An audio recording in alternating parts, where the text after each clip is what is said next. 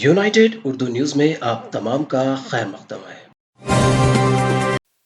दौरा पड़ने की वजह से एक खातून अपने शीरख्वार बेटे पर गिर पड़ी, जिसकी वजह से बच्चे की मौत हो गई। ये अफसोसनाक वाकया मीरपेट पुलिस स्टेशन के हदूद में पेश आया। तफसीलात के मुताबिक करमन घाट से ताल्लुक रखने वाली भवानी की शादी राजू से हुई थी। 45 दिन कबल खातून ने बेटे को जन्म दिया और वो अपने माँ बाप के मकान में ही थी। खातून दौरा पड़ने के आरिज़े में मुब्तला बताई गई है। कल अचानक उसे दौरे पड़ने लगे और वो उसी हालत में अपने शीरख्वार बेटे पर गिर पड़ी, जिसके नतीजे में बच्चे की जान चली गई।